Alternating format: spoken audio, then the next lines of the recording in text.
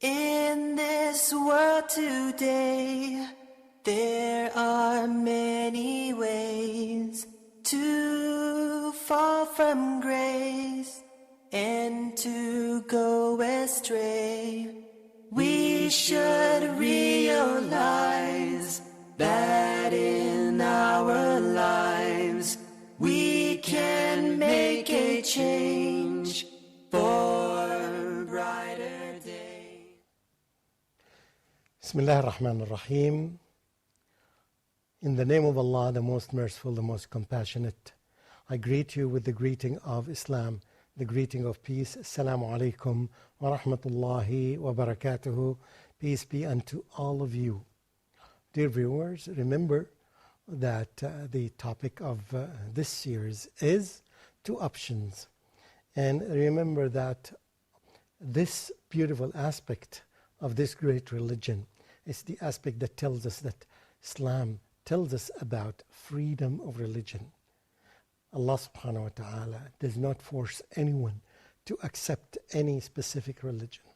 Allah subhanahu wa ta'ala, yes, encourages us to select the religion that we would believe that is this the best, because we know that it is in our nature that we were born Muslims. Any human being was born a Muslim, submitting to Almighty Allah. It's just a continuation of that. When we use our brains correctly, we know that the choice is Islam. And that's what Allah subhanahu wa ta'ala all the time is reminding us in many places in the Quran. And this is one of the examples, one verse that tells us, La ikraha fi din, there is no compulsion in religion. You cannot force anyone to accept any specific religion. Give him his freedom, the freedom of religion. And here Islam is very clear about freedom of religion, not freedom of everything. Of course, here is the most important thing in our life is religion. So here is the freedom of religion. So all our time, as we know that, we go through chain of tests, endless number of tests. Nobody knows how many tests have you gone through except Almighty Allah. One test we confront and we pass it, then we are elevated to another standard, a higher level of tests.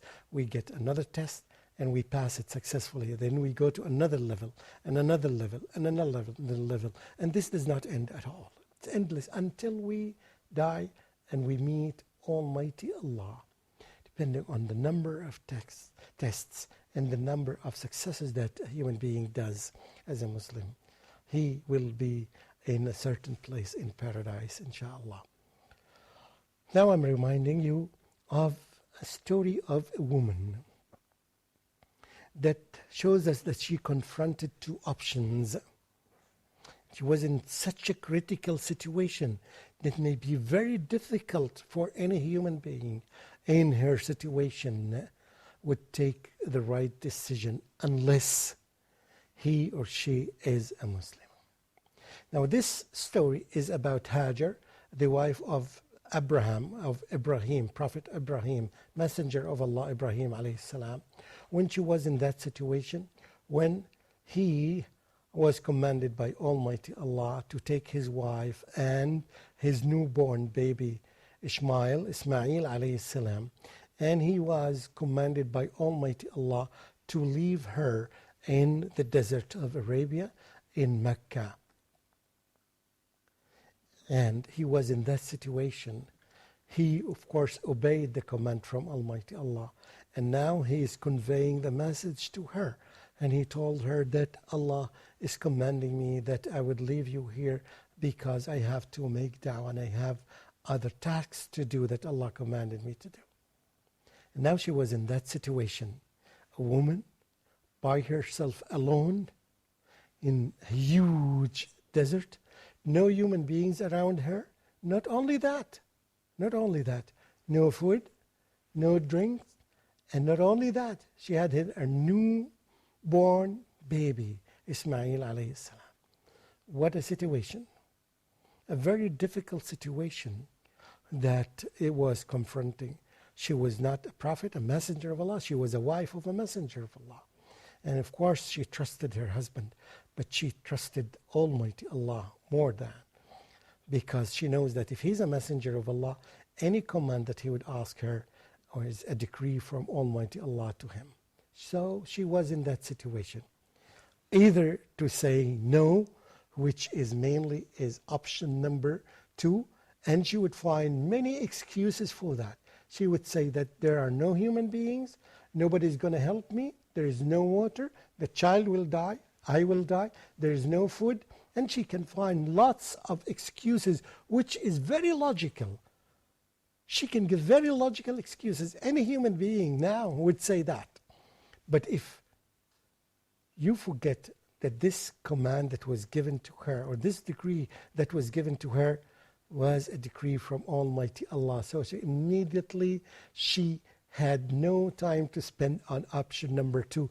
Rather, she spent her time on option number A, which is a divine decree, which is command from Almighty Allah.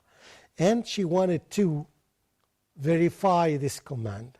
She wanted to double check and to be 100% sure that it is not the opinion or the personal opinion or the personal viewpoint of Ibrahim alayhi salam. Rather, she asked him this question. And this was the only legitimate question, and it is the question that any Muslim should ask before he or she takes a decision. Any of us, before we take any decision, we ask this question that she asked. She asked him, did Allah command you to do that, to say that? And Ibrahim alayhi salam confidently said, yes, it is Allah who commanded me to do that. So she wanted to verify the source of the command, whether it's personal, because if it is personal, it will move from option A, which is a divine decree, to option B, which is an opinion of a human being. She checked and double-checked, and she was sure that it is a command from Almighty Allah. And then she confidently and very sure, with full confidence in Almighty Allah, saying that, then He will not fail us. Then definitely Allah will support us. We'll find some sustenance and some water. And she trusted Almighty Allah subhanahu wa ta'ala. And therefore, she turned. She did not hesitate at all to select option number 1 when she was quite sure that it is from Almighty Allah. This is the lesson that needs to be learned by every human being, whether Muslims or non-Muslim. Just double check and be 100% sure that this command or this decree is from Almighty Allah.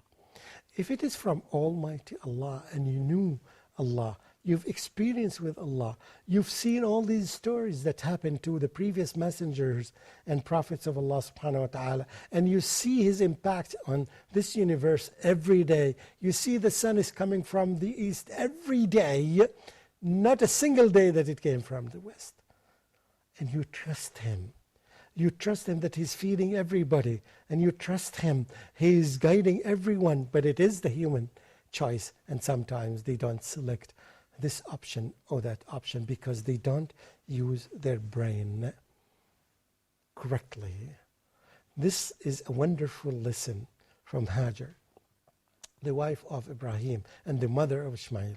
And in addition to this, to the selection of option number 1, she continued to do her work as a human being. She did not sit down to wait for the support that will come from Allah subhanahu wa ta'ala when her child started crying, looking for some food, wanting for some food, wanted to eat or to drink. She started to do her human act by going here and there. She was moving for a long distance to find the food for the child and water for the child. She did it once and she did it twice, she did it thrice, she did it 4 times, 5 times.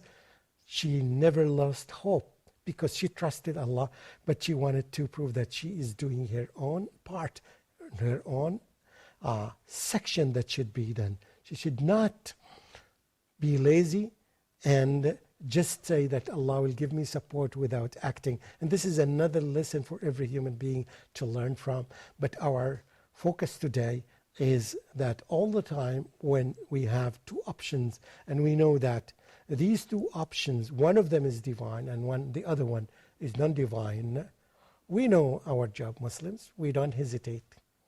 Particularly in this time when we find a lot of people who are talkative, they talk nonsense most of the time, and they try to find some logic, and of course they may have some logic, but with this logic that does not reach close to the divine decree, we know that our job and our task is only to select task number one and option number one, because this is the safest. It saves us in this life, and it saves us in later life. Option number one. A reminder for everyone is that this is our task, and this is the promise that we gave Allah when we remind ourselves by saying La ilaha illallah. This is your presenter, Dr. Mamdouh Muhammad, is greeting you and is saying Assalamu alaikum wa rahmatullahi wa barakatuh. In this world today, there are many ways to fall from grace and to go astray. We should realize that in our lives we can make a change.